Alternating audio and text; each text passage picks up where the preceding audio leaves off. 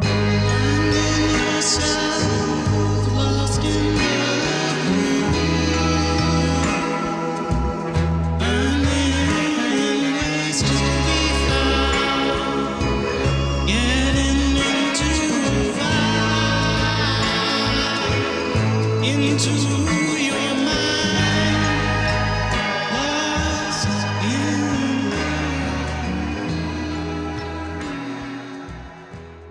That's it. It's not that big. Yeah, that's not that big. When you say it's not a typical RV, are you talking about like a trailer, or are you talking about like an RV bus? It's a fifth wheel, so it's a towable. Oh, wow. You got yourself a nice rig. Yeah, yeah. It's 44 feet, and we have all the trappings of home. We have a dishwasher, we have a washer and dryer. I mean, a full residential fridge. So yeah, we're not living in a box. I mean, it is kind of a box, but it's a well appointed box.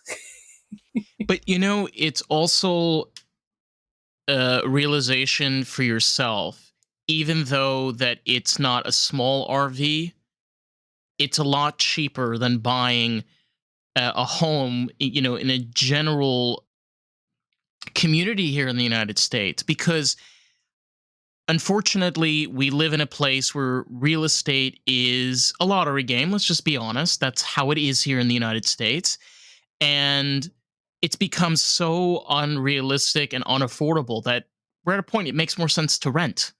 So you have to like ask yourself a question like, if I'm going to invest all of my money, if I have a husband, I've got kids, am I going to spend all of that on a $600,000 house? And then my kid's maybe going to want to go to college and I might have to help out there. There's so many things you got to think about, especially now with buying a home, that like maybe it makes more sense to do what you're doing. Yeah, I mean, homes are expensive, and we're not going to do this forever. Probably a couple more years. We're most likely going to land here in Michigan because Rich is born and raised here, and we just moved my parents here. And I've been looking at home prices, and the thought of buying a home just kind of scares me. It's like I don't know if I want to be that rooted. You buy a home, yeah, you can sell it a few years later, but that usually does not make financial sense. No, because it's either less or possibly overpriced and then nobody's looking to buy. Yeah, and you don't know what the market's going to do. So, ideally, it would be great. I could live in this RV for years and years and years, park it somewhere, but because I want to live in Michigan, I can't live here in the winter. So, there is a possibility we'll be, we at some point we may spend summers here in Michigan and then winters somewhere where it's warmer and put off buying a house. We're not sure. We're just going to let we're going to know when we know. But the thought of buying a house really does kind of freak me out a little bit. It's like it's such a commitment. And I don't know if I want to I mean, we move once a month to a different place. And I don't know if I'm ready for a commitment that says I'm staying here for years. I'm not sure. I've done that before. And I know 5 years into the house that I bought, I was like, okay, can we move again? I mean, I was bored. And so there's that. And, the whole financial commitment as well. But I'd Well, say if you're young, and you haven't made that commitment yet, why not go travel the world, travel the country, or the world? You can do it without an RV, and figure out what you want to do. You don't have any commitments. I mean, once you buy that house, have those kids, I mean, you could still do it, but it makes it a lot more complicated. and more And expensive. and yeah, more expensive. But there are a ton of families raising their kids living full time in RVs. That's that's been an up and coming segment for a while now in the RV world, and it can be done. But I wish I knew now what I know now. I wish I knew then what I know now. And when I was younger, I would have traveled more and experienced more. But I'm doing it now, so you know better late than never. And Yeah, exactly. And it's never too late. We all come into different parts of our lives when we're able to do different things. And when you're able to embrace them, like at that time, you're like, you know what? I haven't been able to do this for like 15.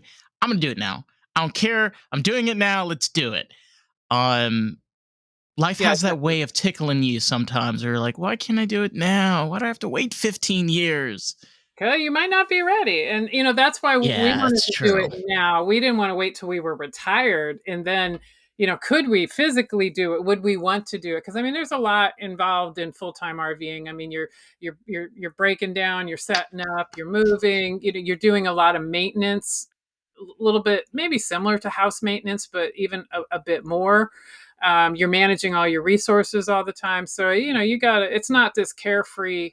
At least for us, it's not this carefree lifestyle because we work too. It's not like we're chilling out, on the outside under the awning every day reading a book, or Right. so it's life just in a little bit different way. But the thing is, if you look on social media, this is the problem. And this is kind of, I love talking to somebody like you because you're very realistic about your situation and actually honest. When you see these Instagram posts and these little 30-minute clips of these people in van lives and they have their dog and it's like, la la la, you got Katy Perry playing in the background and it's all happy go lucky and they're pulling out their toilet. I don't really feel that's what's going on in real life. In real life, I just hear a person like,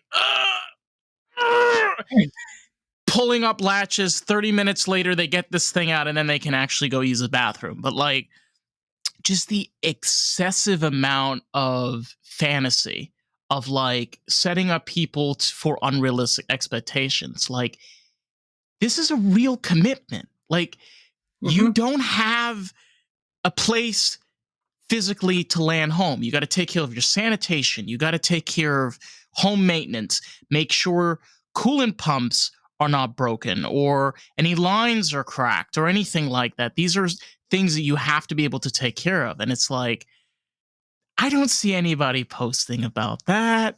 Do you? Yeah, well, that's a fine line. Like on our YouTube channel, we do more cooking stuff than we do RV stuff, and we do cooking RV combined type stuff. And that's a question Rich and I always have for ourselves: is like, how much reality do we want to post? How compelling is that reality? Do we want to look like we're complaining all the time? Because these things are real, and we don't have a problem with them, but it's like you have to accept these challenges when you full-time RV.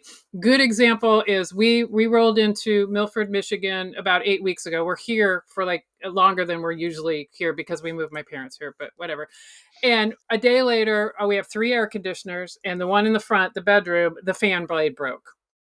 It's like, and so we're looking for a part, and we couldn't find a part anywhere. We called General RV and they're like, it's out of stock. We can get it for you in 8 weeks. And then we're looking all over Amazon. And so we went 8+ weeks without a front air conditioner, which may not sound like a big deal, but when it's, 80, 90 degrees outside and you're in, a box and you need some air, it was a bit of a pain in the ass. I mean, did we survive? Did we have a positive attitude about it? Yeah, because that's how we approach life. But yeah, think about it. It's like, yeah, I don't want to be sweating every night I go to bed because I don't have my front air, and you can only get so much air from the other air conditioners coming into the bedroom. Right. Yeah, Yeah. so I mean, it was a pain in the butt. And then on our way here, well, actually, from New Mexico back up, we went from New Mexico to Colorado, Colorado to here. From New Mexico to Colorado, we had a cracked rim on one of our trailer tires, and we had to limp into Raton to get and then get the spare. And then from Colorado to Michigan, another one of our rims cracked, and Oof. we didn't have a spare at that point because we had a cracked rim just like a month before. So we had the You limp. mean on the tires? Yeah, the rim on the trailer tires, the rim Oh, cracked, and so it won't oof. hold air anymore. And so we had to stop every 30 minutes for 400 something miles to put air in that tire to get here. Now that's not fun. No. No, it's It's not. but you have to accept that that's going to happen. I mean, we had a near blowout last year on our way to Cincinnati where I had an entire tire delaminate itself, and then we had to buy all brand new tires. $2,000 later, we weren't expecting to do that. So there's there's a lot of things you have to take into consideration if you're going to do this lifestyle. You definitely have to be able to pivot. You can't be a control freak. Think it's supposed to go this way. Well, it never goes that way. There's always something. And then Yeah, there's the little things. wrong planet, wrong universe, honey. You don't like it? Get into the vortex and go somewhere else. Yeah, exactly. Go buy your house and and even then it's not controlled. Some of No. the little things you have to think about, it's like in the kitchen, we have lots of cabinets, we have great kitchen, but everything is really deep. It's not wide, it's deep. So almost every time you want to get something out of a cabinet, you have to remove three other things. Take those things out, put them on the counter, grab what you want, put those things back. It's those little things that could really annoy people. I find myself only slightly annoyed if I'm in a hurry or something, you know. And then there's the whole sanitation thing, which is really not a big deal if you know what you're doing and you get used to it. But still, it's like you're you're disposing of your own waste.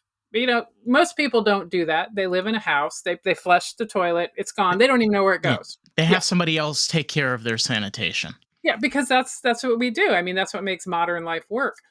You know, here you flush the, or actually use the foot pedal on the toilet, and we know exactly where it goes. It goes into a tank underneath our rig, and then ever so often, we pull a lever in it. We watch it just drain away into the sewer. It's very exciting.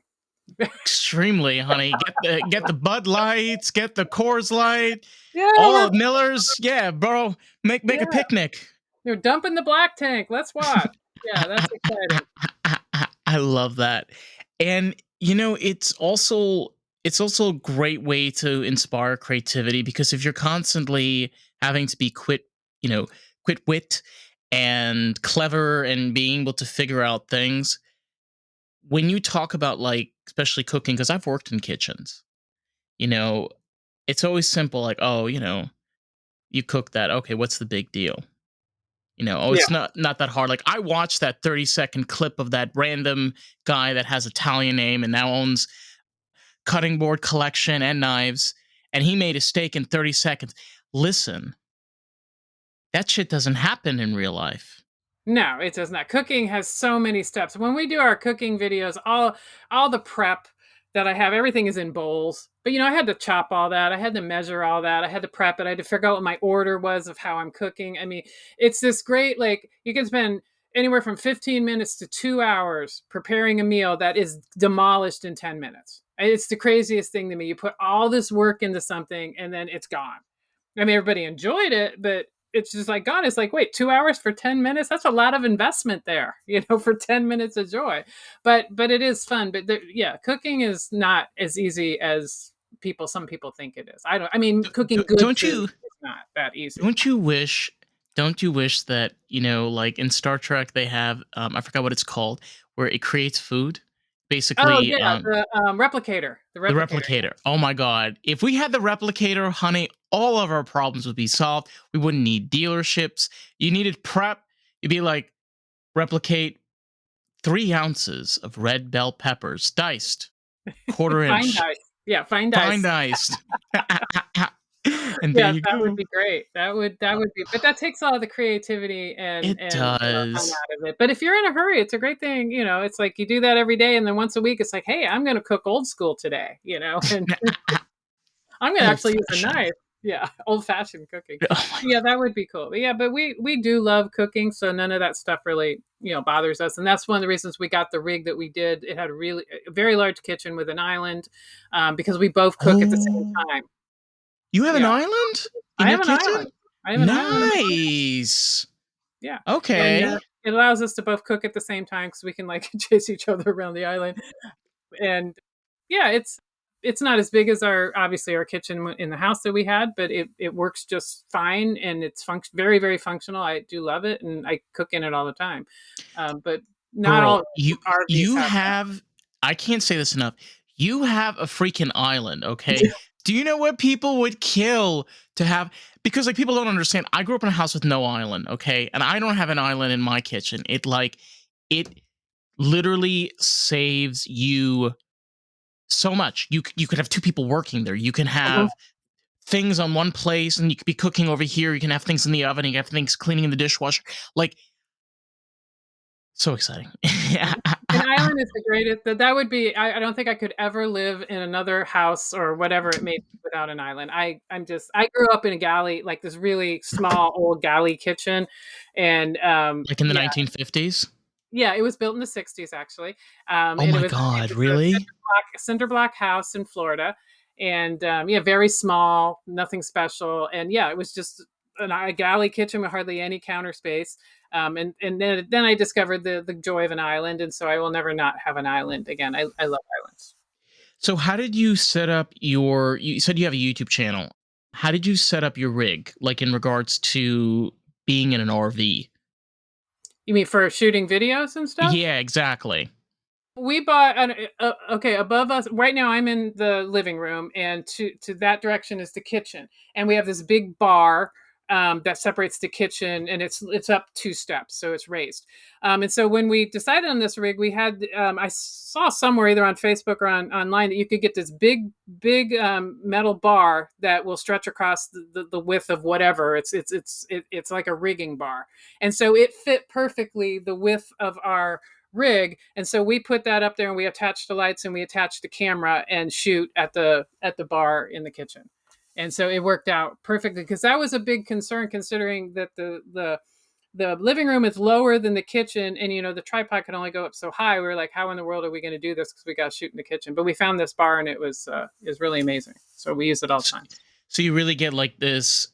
It's not like you're forward facing. It's more of where you're kind of above, but it's not too above, but you can kind of see like what's going on. Well, I it's still kind of forward facing. It's like the bar is at the level, it hangs down, and you angle the camera a little bit, but it's pretty much still forward facing. It I allows have us to to do that. I have to like get a visual. I haven't, my apologies. I haven't checked it, but it's really cool because creating when you're creating food and you're doing a presentation, especially on YouTube, the environment and the atmosphere that you create is what your audience remembers. They're like, "Oh yeah, like I know them. Yeah, they have like that thing that's over there and they're like in an RV." So when you get that set up and it's just that memorable, that's what bring people's in. It's just the kitchen. It's the environment, the atmosphere that's going on.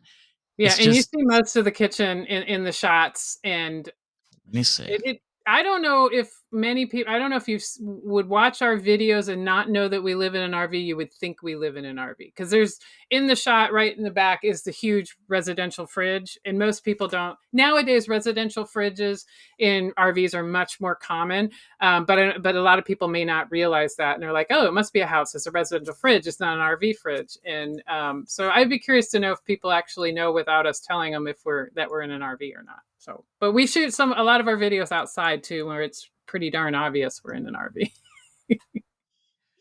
Well, it's kind of cool because I love the idea of taking something that you would think is impractical and creating something practical out of it.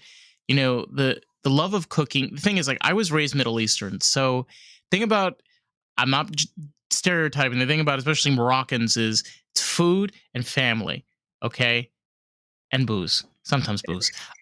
Yeah, so when you have this environment around food constantly, it's really cool when you're able to share that with your audience and, again, like bring them into your kitchen, bring them into what's behind the dish. Because, like you said, I mean, that is what cooking is. It's 4 hours of prepping and sweating and crying because of the onions and 10 minutes of devouring, you know? Sometimes less. Depends on the dish. Depends on the dish, especially if there's bacon in there. Oh yeah, Ooh. it's Oh, gone in a yeah. heartbeat. Yeah. It's gone in a heartbeat, yes. Yeah, definitely. But yeah, it's a labor of love. I think cooking is, when you really get into cooking. And we cook all the time, and all of our food is gluten and dairy free, because I am. Ooh. And I so love that that. that facilitates us having to always cook. I make every single dressing that we eat. We don't buy any processed, hardly any. Like chips and salsa is probably the most processed food, that we eat. Well, I mean, there's some stuff we buy, but we cook almost everything. And one of the things that we love doing in the RV is going to places around the country and trying their regional cuisines. And then what happens is, because I can't eat it, like, here's an example. I just dropped the video like right before we started. It's in Michigan, there's a thing called an olive burger. And so my husband's obviously from Michigan. He's like, we got to go check out the olive burger. And so there was an olive burger festival, if you can believe that, whole festival about the olive burger. And so we went to the olive burger festival. He tried everything. I watched him eat it, because I can't eat it. And I did a smell test on a lot of them, because I'm trying to formulate our own olive burger. So then we come back and we make our own olive burger, and we made a video about it. So we did that with Cuban sandwiches in Tampa. We did that with this other Upper Peninsula dish called the Kudigi sausage sandwich, and so we're going to keep doing more of that because it's really really kind of fun to do, and because we have the ability to do it, to taste something and then kind of know what the flavors are and create our own, and it doesn't have to be spot on because we're doing it however we want, but it was fun. So then I got to eat an olive burger, which I wouldn't have had the opportunity to eat because being gluten and dairy free. So that's always I'm gonna I'm gonna definitely check it out. I just saw it. I was like, oh my god, what is an olive burger? I wanted to touch on something, and I wanted to hear your thoughts on this. Unfortunately, in this country, we have mass engineered farms. And in recent years, we've learned that they've been using pesticides, really toxic chemicals on barleys, wheats. There's been reports of tampering with dairy products in this country, which all boils down to a lot of Americans developing gluten intolerances, wheat intolerances, dairy intolerance, nut intolerances as well because of how they're growing these plants. Look, I like to be a realistic person, and at the same time I also like to say, if you're seeing that people are being affected by this, what does that tell you as an individual? stop eating gluten and dairy for sure. I think that that's what happened to me. I don't. It's been 16 years for me, and back when I was trying to figure out what was wrong with me, I didn't. I stopped eating gluten, and I felt 1,000 times better. I didn't go down the road to test if I had celiac disease or not because they didn't care at that point because I wasn't going to start eating gluten just to do that. But I live my life like I do. But I'm pretty sure, the way we grow our food is the reason there are so many intolerances. I don't know. I'm not a scientist. I've read enough, and it's just kind of an intuitive thing. You know what I mean? Any I always feel anything that grows from the ground, unless it's poisonous, obviously, it cannot be bad for you. It's not supposed to be bad for you. I mean, you may not like the way it tastes, but it's not supposed to be harmful. And so all these foods that grow from the ground now are turning on us humans.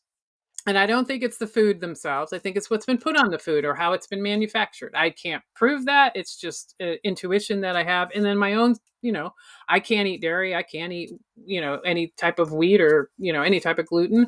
The question is why. And so I'm really happy I don't eat those things because, especially the dairy. Oh my God, there's so much in dairy.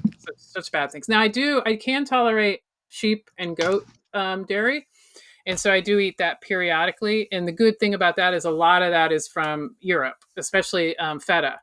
I only get imported. I only eat imported feta, which they're doing a much better job over there with their food than we do over here. Yeah, I can tell you that for a fact. I mean, I remember I was in the UK to see a friend, and it's normal there to drink milk. Like, by the way, this is strange. We're in the US, it used to be normal to drink a glass of milk, not anymore. Mm-mm. Because to be honest with you, milk in the US, it's disgusting. It really is. It's gross. It tastes like water. But when you go out there, it's like a yellowish color. It's kind of like a yellowish, and it's sweet and it's very thick. Oh, S- Yeah, so it's a thicker, sweeter, and the reason is that in the UK, their dairy products, they can't be on shelves for too long. So they're only allowed to be on shelves, I think, for about 7 days. So because of this, they have to make limited amount of batches, use less amount of harsh chemicals because there's no you, it gets tossed away. So you see this throughout Europe, but here in the US, it's very normal. Like, oh, 30 days, 2 months, 4 months. Um, I worry about these things. I do. It scares me, especially like this has kind of become the norm even for myself. yeah, it is scary what is going on with our food, and that part of me is excited to someday get a house. So even though I talked about not wanting to get a house, because that means I can plant a garden and I can further Mm. control the food that I eat. And That's not as possible, obviously, in an RV. And I think it's almost gotten to the point you have to control your food a little bit more.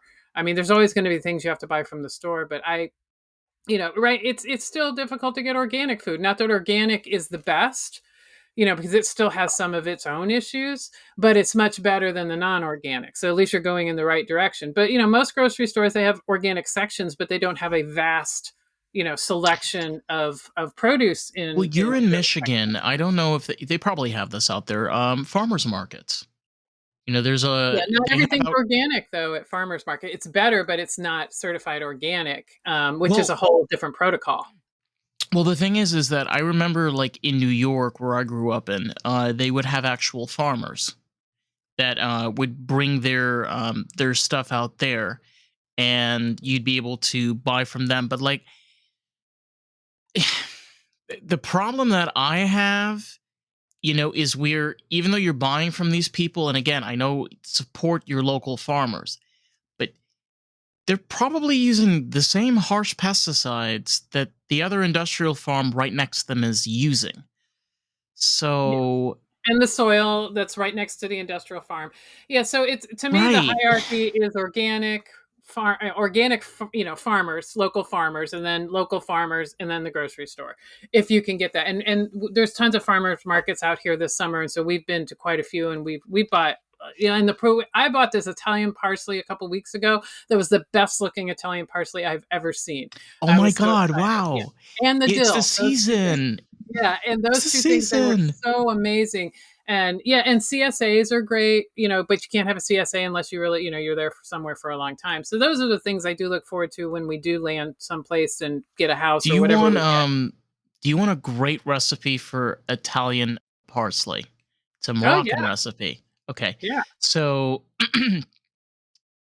there's a my father comes from Casablanca, and in Casablanca we're known for fish. It's a fishing port, and you make fried fish. Now, you can use flour, but you can use different types of flour Mhm. because the actual breading is egg. Oh, okay. Okay, so you basically just take like haddock is a great fish you can use. Herring is another great one. Get fresh fish. You bread it in whatever type, like tapioca flour. You bread it. You put it in egg. You mix in salt, pepper, a little bit of lemon, garlic, and you put in a little bit of Italian cilantro in there. You dip the fish. You put that in. You fry it. Take it out, and then you make a little bit of a sauce. And it's basically just olive oil, cumin. Yeah, olive oil and cumin, and that's it. Oh, That's the that sounds whole really dish. amazing. That sounds amazing. Mhm. Wow, I may No have to make. gluten. Yeah, Yeah. no, and it's all simple. I mean, All simple. cooking doesn't have to be complicated. I mean, there's sometimes a lot of ingredients, but it's the whole ingredients, simple process. Sometimes those are the best meal. I have been loving on Lebanese food for the last like 6 8 months. We just went and had some at this great restaurant in Ferndale in Michigan. I just love it, and it's simple, yet it's somewhat complicated, but it's so delicious. All those flavors: chicken shawarma, hummus, tabbouleh, and oh my god, I'm in love with Tahini. all that. I Yeah, I love just tahini. yeah, and Oh. the tahini, that their tahini was amazing yesterday, and they make their tabbouleh or tabbouleh without. It's usually made with bulgur, but they make it with quinoa, so it makes it gluten free. Ooh. So I can enjoy it, and I'm like, oh, it was so good. Yeah, I'm there's a loving that. people don't realize, especially like, because I'm Middle Eastern and, Moroccan food, Libyan, Egyptian, Tunisian, we all have things that we share similar. Mhm. But a lot of our dishes are not always just with bread. Flour, bread is something that you bring to a meal. It's not put into the meal unless told to you. I'm being like, Yeah, no, I get but that, yeah, and that's what's that's how. great about the Mediterranean flavors, and I can eat them. That's what I love about, all of that food. Pita is the only thing I'm missing, you know what I mean? That it's like, "Here, would you like some pita with this?" But other than that, you don't need the pita. All the flavors are amazing and eat well on their own, and, you don't find that in a lot of cuisines. I mean, obviously, in American, it put everything needs to be put on some bread. or put some breadcrumbs in this or whatever. It's a very bread centric cuisine here. But the Mediterranean cuisine, the Lebanese, and I have to check out some Moroccan cuisine because it sounds like it's going to be very similar to Lebanese. It's really not bread heavy, which I absolutely love, and it's vegetable heavy, and I really really I really can love send that. you I can send you some recipes if you'd like. Oh, that would be great. My Yes. absolute favorite thing I discovered, because I never really ate Lebanese food till a few years ago, and I don't know why, but it just worked out that way, is the garlic sauce, the toum. Oh my god, it's the greatest sauce that ever existed. It is literally, and I make it. I did a video on it. It's literally just garlic and oil and lemon, and you make this fluffy, amazing sauce that has no dairy in it, no gluten, no nothing, and it's good on every single thing I've ever put it on. It's That was like this secret. You guys been holding back with this secret. It's like it's so good. Well, it's funny because I remember even as a kid when my dad was cooking, it's you I'll tell we'll talk about this. Especially when you come to Middle Eastern cooking, you'll realize this. There's spices, there's your vegetables, there's your stews, there's your rice, and there's your meats. So, depending on where you are, like especially even if you're in Tunisia, they'll either serve it to you separately. So you put your things together. So you put your Mhm. rice with your meat, with your vegetables, and with your spices. And the Siri. Uh, and because of this kind of practice, like I basically cook without measurement Mhm. because the way that I was taught how to cook is you put your finger, you take a spoon, you put your finger, and you taste it, or you Yep. mix it around and you see how the bubbles or how it smells. I hate. I'm sorry. I hate using measuring cups. I hate it. I hate it. I hate it so much. I still own them. I can't stand it.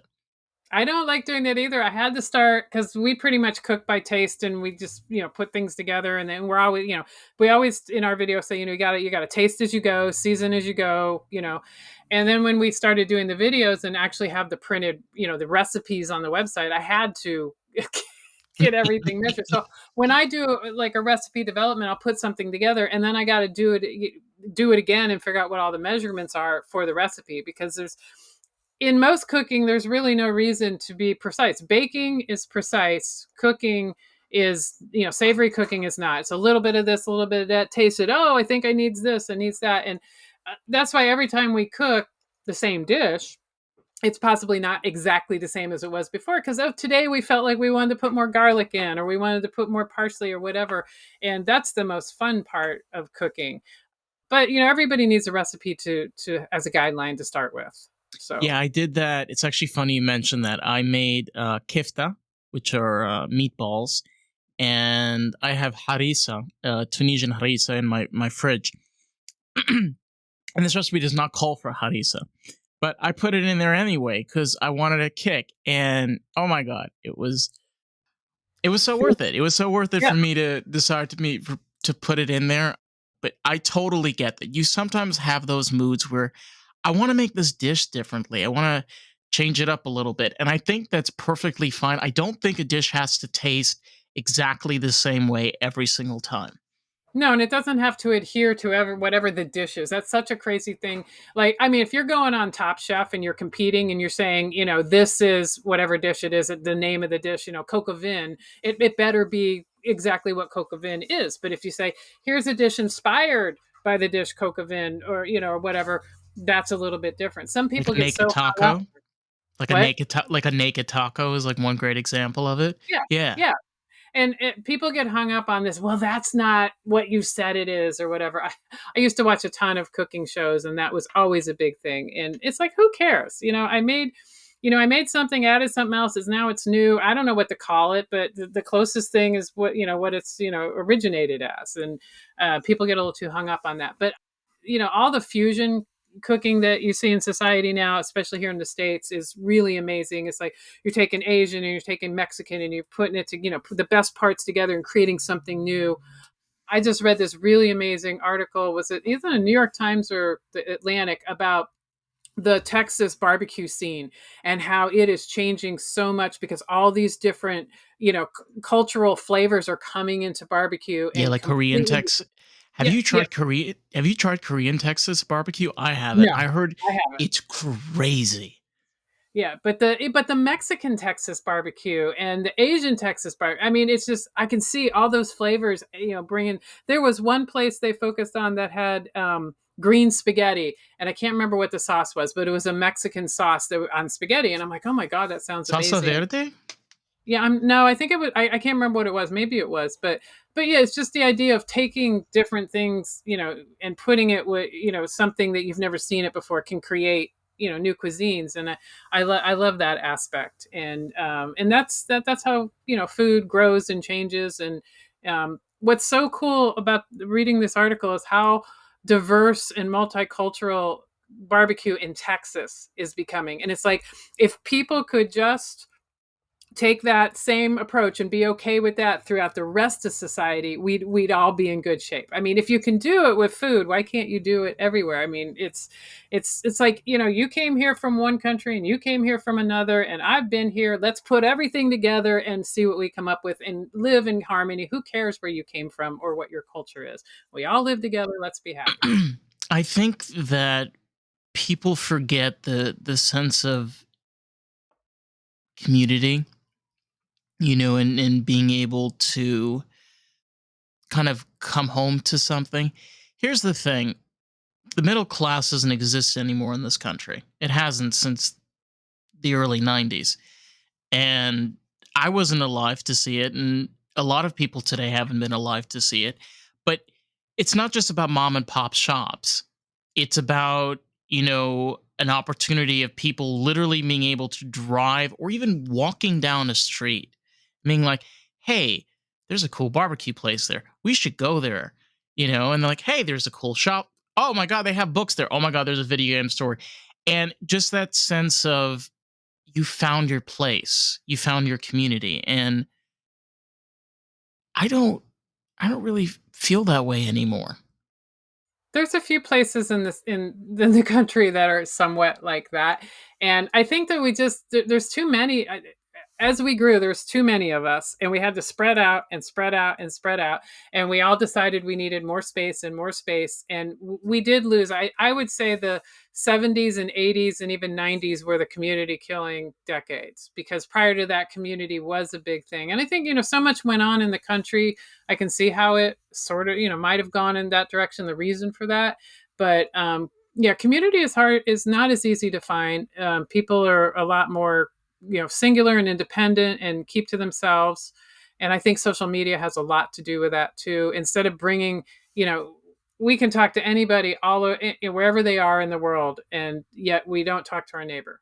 And it's like, well, wait a minute, wasn't this supposed to open everything us up to us and make us more of a one big community? And I think the local communities have suffered, and I know that's one of the things RVing that is sometimes lacking is community, because we're always in, every month we're in somewhere different. We don't put down, obviously don't put down roots. And so the RV community itself of other full timers and people out here, we try to create a community so we have that for us, because when you're moving around all the time, it's really hard to have a community. But we have seen some small cities around the country that are doing community well. The one thing I will say about some of these that I saw, I don't know how well they do with diversity. Community is one thing, but community that's inclusive is a totally different thing. And I think It's a that different type. It's a very different type of inclusive. It's where you're able to accept people for being people, no right. matter who they are, and remembering that we're not in here for politics. We're in here so we can do something that we're proud of together. Hmm. And live a life we can be proud of and help as many people as we can, and Yes, and leave whatever we can behind, and leave whatever good we can behind. And yeah, the inclusive community, I think, is happening more and more as the population becomes more diverse, and the most diverse are the younger population, and they're more open-minded because I don't know what happens to humans. It's like they're very open minded. Most of them are when they're young, and then as they get older, they become these closed minded, scared people. Which Rich and I are both like, we are never going to become that. We're going to, no matter what happens, we hope. And Hopefully not. I yeah, really pray. yeah, but I see that, and it's interesting in the RV community. There's a lot of displays of politics that not I won't say a lot. There's many. There's RVers that we see, they come out for a weekend camping and they've got to put their political signs up, and I do not understand that. You're here for 3 or 4 days. Why do I care where your politics are? What are you trying to do here? This is supposed to be a community where we're all here doing the same thing. We're all There's a time and camping. a place. I think we both can remember this. Remember that term, a time and a place? Something that we've forgotten. It's not trying to be rude, but we're trying to be respectful Mhm. because there's a place to have those conversations. There's a place to eat. That's why we have Mhm. kitchens. I'm sorry. That's what we have dining rooms. My Yeah. apologies. I'm stuck in 2023. We have kitchens so that we are able to cook food. We have bathrooms so we're able to relieve ourselves. We have bedrooms so we're able to sleep. Why do we have such a hard time understanding that there's a time and a place for things when we literally live in our lives where there is a time and a place to be in certain places? I know, but so politics has changed now. It's everywhere. You got to wear it on your sleeve. You got to put a bumper sticker on. You got to have a flag everywhere, and to let people know who you are and what you believe in. There's a time and a place. Yeah, right before an election, you put a sign on your front lawn or you put a bumper sticker on your car. And then after the election is over, it all comes down. That's what we've always done. Now it doesn't come down. It is just constant. And I think it's a way. I know I've seen it enough in the RV community. I always ask myself when I see it, it's like, well, what's the point here? Are you trying to scare people away or attract only the people that you want to talk to that are of like-mindedness? And to me, it's like I get that. I understand that need, but at the same time, if you don't talk to other people, you're never going to learn. There's never going to be harmony if everybody stays in their little groups, their protected, comfortable groups.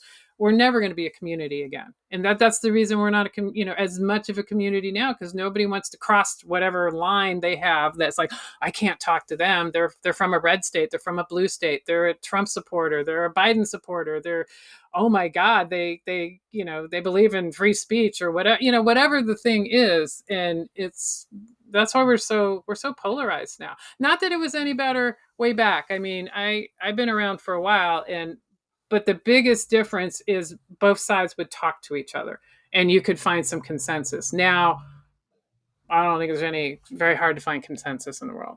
There's I've said this so many times. John Lennon said this over 47 years ago. War is over if you want it. Exactly. John If you Lennon was if if visionary. if you want it. Yeah, that. What's the benefit? What's the benefit of war? There's so much benefit of war. We don't benefit. You and I do not benefit, but there's many people in the higher echelons of the world in power that benefit financially. They benefit from Then a power why base. so then I ask myself this question to those people that feel they comfortable that they have to put up these signs in a temporary place. Why do you need to feed off of this when you already have your own problems? They're not here to help you. Yeah, You and you and have you to be you have to be there to take care of yourself. So why?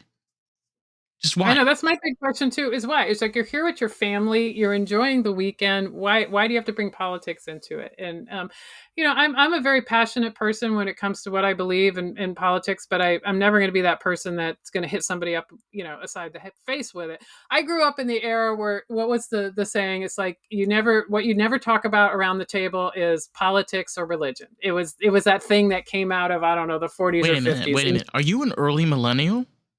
No, I'm an Xer. I'm a Gen X, and Wait, so what? You yeah, don't look it. Okay. I'm early Gen X. 66 is, I think Gen X is 65 and on, and I'm like Wait, wait, 66, wait, wait, wait. You were born in 1966. You were Yeah. born in 66? Hmm. I Damn. was. You do not. Well, I thank was you for like, that. You're my I new was best like friend. maybe 80. I was like 84, maybe No. 83. No, no, no, no. I've been around. I've seen a lot of a lot of stuff. And yeah, back then when we were growing up, those are things you never talked about. It was like, don't talk about religion, don't talk about sex, and don't talk about My politics at the dinner mom, table. my mom was born in 59, so my mom is a boomer. Oh my, we love him. We do. We Yeah, love him. yeah, we do. Hey, boomer. And I, but I don't know if we need to adhere to that exactly. If you're in the right situation, you can talk about it. But it's the same right place, right time. There's a place and time for everything, and Yeah. we used to agree as a society when that place and time was, and I think that has all changed, and everybody is. I'll tell you this. One thing I have noticed, especially even with my mom, is her wanting to understand like things that are going on now. And I've seen this with a lot of boomers. Like, people like to give shit on Gen X, silent generation, the boomers. The thing is, not all of them are shitty people. A lot of them were the ones that were fighting against the Vietnam War. They were fighting against it. They were the ones that were hippies and they were fucked in 74. And they had to rebuild their entire lives, restart everything all over. A lot of them went to politics and became horrible people that are now our president. But anyway, these people had their own little voices. They had their own little stories. And I don't like to like rationalize and justify. I like to hear what a person has to say. And they went through a lot. I can't imagine any child that had to go through what they went through in the 1960s. That's It was a lot. assassinations. Yeah, Yeah. Jesus. Well, yeah, I think going through the '60s and then going through the '70s. The '70s were tumultuous in their own ways, and then the '80s were just crazy, just a Yes. complete turnaround. It's like, okay, we're just gonna do everything and anything, and the hell with everybody, and money is the only thing that matters. And yeah, the '80s were a very interesting time. But we also, that whole generation also went through the Cold War, which I think a lot of people forget. But now the younger generation is going through the school shootings, the having the drills at school, and so there's always, it's always something different. And we had, when it was the Cold War, we had the drills. If if there's a nuclear bomb or we get attacked, what do? We had the drills to get under our desk, and I'm like, if it's a nuclear attack, this desk is not going to help me, but No. I'm going to do what you tell me to do. And so every generation seems to have these overarching things that scare the hell out of us, and it's like, I just want to know when is this, as a race, not even a society, we're gonna decide that we don't want to do this anymore. I don't think I am going to be alive for that.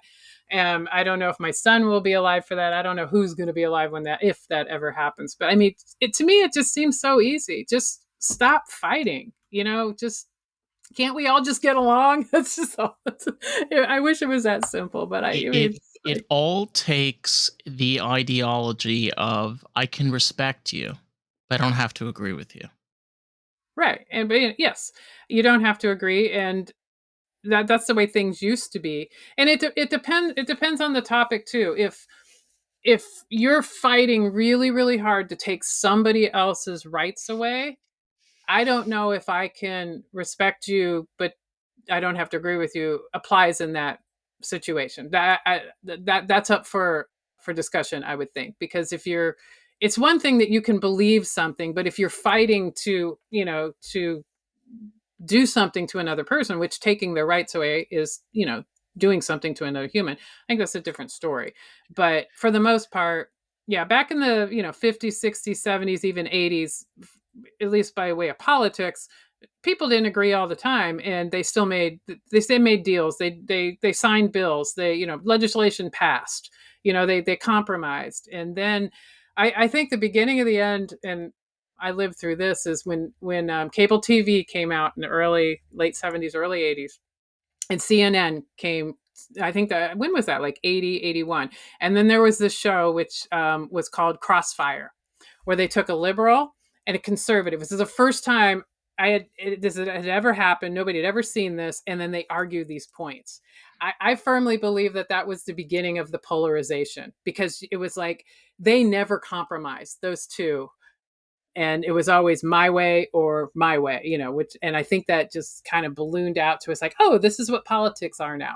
One person's on one People side, one's on the other. Yeah. people forget that you can be liberal and conservative.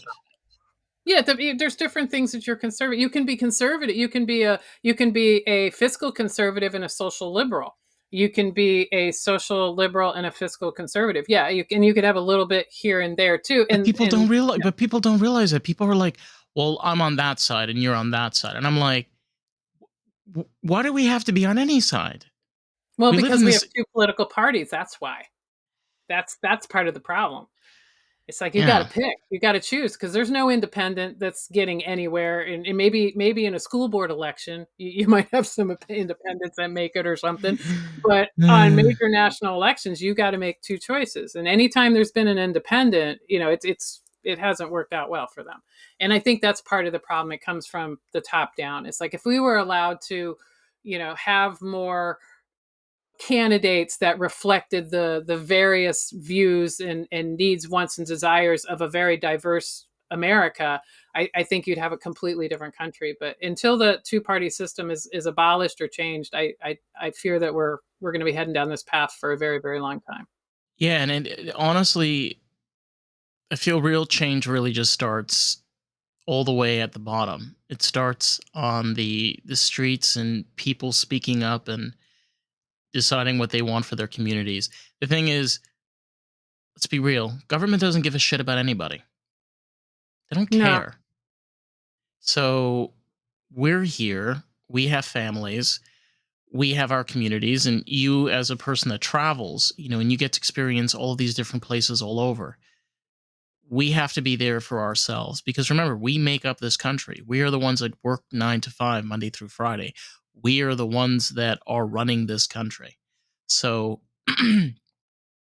I think that is where the change is. It's with us, not with Well, them. yeah, theoretically, we have the power, because if, collectively, the majority of the, inhabitants of the United States decided we've had enough and we're not going to take it anymore, we have the power for change. But that would be an extraordinary thing to happen. But it can happen in small levels, in communities, and communities change, and then eventually it works its way up. I mean, that's the only way I think we're going to see change. There's too much money and power entrenched, in politics at higher levels. I don't see that ever changing, because there's no incentive for them to change. Exactly. Yeah. So I just feel that, especially like with the work that you're doing, with all of the evil corporate shit that Meta and YouTube does, you're able to have somebody like yourself being able to create a content that people can not only take their time and be educated, they can learn something really cool. We have these cool ideas of like, oh, let's take a vacation. Well, maybe this person can inspire you to come out to Michigan, and try out something cool, something you never tried before, and probably will cost you $1,000 less going to Europe. I'll be honest. Yeah. Yeah. Yeah. But yeah, I mean, we love sharing our adventures, because yeah, somebody may look at that and go, "Oh my god, I want to go there." It's like I got to go to Michigan and try the olive burger because I love olives and I've never seen, whatever. And or we went when we were outside of Hilton Head last year. We went to this kazoo factory, which I never knew existed, where Ooh, they make we kazoos, and it was so much fun. And we try to do kind of stranger stuff like that because we're a little strange in that way. But yeah, it's love great to that. share. And if it inspires somebody, great. And that's why we try with all of our videos to be, we don't focus on the downside of RV life, because we want to be more positive, even though it's not downside, it's just the realities. I guess Reality. that's Yeah. yeah, a better way to look at it is the reality. It's like, yeah, it's all fun here, but you got to be okay with this too. Right. So but it's really not that bad. It's just like life. It would be like somebody saying, don't buy a house. You never see anybody putting any videos out there. It's like, what do you have to do to maintain a house? It just kind of goes with the territory, which I guess that's how we view it with the RV. It just goes with the territory. But It's living the life, living the long road life, yep, constantly on the road. But it also begs the question of we are we are strong as people. We can be tactical, we can be quick and smart and clever and be able to figure things out. We're not stupid. I don't I think that if you put the time and effort to learn, like, this didn't take me overnight to do. It didn't take you overnight to do to get an RV and make a cooking channel and a YouTube show. You got to be able to start somewhere. Figure out where you want to start. yes. And you only have one life, so if there's something you want to do, don't wait. Just do it.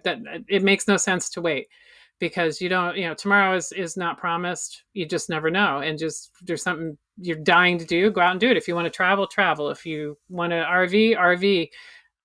Don't wait because when you're looking back, sometimes it's not good. It's like why did I wait so long? But we every time we tell somebody that we were full-time RVers, almost universally the reaction is, oh my god, that's so cool. And I'd say at least 75 to 80% of the time it's like, oh, I've always wanted to do that. And so if That's a there's good any that's a good number. I mean, it's not in the low 60s, it's in the upper No, 70s. it's very high. And anytime I hear that, it's like, just do it. Don't wait. Make it happen. Make the decision because, it may be too late when you actually, it's that whole thing about, just if you keep planning and planning and planning, it's never going to happen. There's no perfect time to do anything. You've just got to make that decision that says, come hell or high water, I'm going to do this and I'm going to deal with everything that comes along, whether it's something that's going to set me back or push me forward. But if you have that goal, then you'll just get there eventually. Yeah. I I I have to share this on it's not an RV story, but I recently I changed my cars. So I had a RAV4 since the pandemic. I got a really good deal on it. And I mean, it was a nice car. It did what it had to, A to B. I drove from New York to Florida, had a lot of great fun. And I traded it in for a 2011 Ford Mustang convertible. GT? No, Oh, but it's okay. got a V6 and honey makes 310 horsepower with I think like Okay, that's not too bad. 416 4 pound of torque. Yeah, and at the time, like, I thought I was like, this is something that I really wanted to do, and it didn't seem really practical. I've owned it now for like about 3 weeks, so this is like really recent, and I kind of like realized, you know what, life is short, and this is a lot more fun than a Rav4, Hmm. and I'm able to have more energy in a way. Like, even though I work a 9 to 5, I'm able to enjoy the ride there more comfortably, be And able have to more fun. meditate. Yeah, exactly. Um, I think it's sometimes so hard for us to allow ourselves to have a pleasure, like a passion, but I'm being practical over here. I'm not saying go buy, a $300 million yacht. No, no, no, no, no. No, but it's still a hard decision. But between my Yes. husband and I, we have had, what is it, 9 Mustang GTs in our lives. Matter of Oh my fact, our last god. one, we had a 2015 anniversary edition Mustang GT. Her name was Dorothy, and we traded her in for the F350 dually that we now have to pull our house. It was very sad, but we had her for 5 years, and I can tell you, as someone who's driven Mustangs almost my whole life, I always felt guilty about it. On some level, it was like, I'm having too much fun. This isn't practical. But I look back now and it's like, who cares? Do what makes you They're happy because, amazing cars. They're oh, they are so cool. I the first of all, the really cool thing about Mustangs is they're really proud of being built here in the United States. Like, on the engine, it'll say the person that built it. It'll have like Stickers on it said proudly assembled. It's I hate to say this, but like I feel so proud as an American driving that car because it's built here. It's something that we as Americans can be proud of. And in a way, it's something that like Ford kind of understood of we can create something fun for you, but still be practical and safe for you to drive. That's exactly what a Mustang is. It's very iconic. I believe the 2024 Mustang is going to be the last combustion engine, and then they will be electric after that, I believe. But the Mach No. E, which is it's a Mustang, it's a Mustang Mach E. It is an all electric SUV, and they're super cool. I've been looking at those. So when we do land, we're going to need a vehicle, and I really want to do electric. But if the Mustang is electric, I may have to go back to. I've loved Mustangs since I was 10 years old, and it's such a cool car, and You everyone grew I've up owned in has the been you grew up in an awesome I mean, on like the era of like when it was like, the Mustang and then it turned into well, the Camaro, the Trans Am, the yeah. Challenger, Oh, the Charger. I mean, cars were so big in the Roadrunner. 70s. Yeah, Ooh, yeah. yeah. The Flybird, and yeah, and even the what was it? The Monte Carlo Grand National, which it's oof, cut up sometime. regional. Yeah, yeah, yeah. Yeah, that was even a cool car. Yeah, cars were always big for me, but yeah, I don't feel guilty anymore if I about my car choices. Everybody around you wants to tell you that they're not practical. You know, Mustang is kind of practical because I mean it drives. You know, it's Great on not like fuel. It's a yeah, it's not 2011 like and a it's a Corvette. V6. Yeah, and they're not horrifyingly expensive. I mean, when No. you get up into the GTs and the Cobras, and the Shelbys and stuff, that gets a little crazy. Yeah. But I would never pay that much money for that. But it's just a great car, and I can't say enough good things about a Ford Mustang. So No, it's also about being able to just being real with yourself and understanding like this is what I need right now. Like you needed that Ford pickup truck. oh yeah, to pull the house, yeah. Pretty much, yeah. I mean, it's like I don't think a Mustang can pull that much weight as much as we love Dorothy. And it can't pull anything. Let's be clear. You're never putting a hitch on a Mustang, or if you do, good luck with that. So. Oh God, I seriously, I love the work that you're doing. I love the story and just kind of the practicality. Kind of just being straightforward and like, look, RV life can be fun. 75? You said 75 or 80? Are we 75? Sticking with 75%? Of the time, well, RV life is Okay. yeah, I mean it's just 75-80% of the time it's good, and then there's Okay. 20% of the time it's not. That's a good Okay. that's good, yeah. Yeah. All right. We're going to keep it like that. Let me ask you this. If anybody wants to find you, where can they find you on your socials, like your YouTube channel and stuff like that?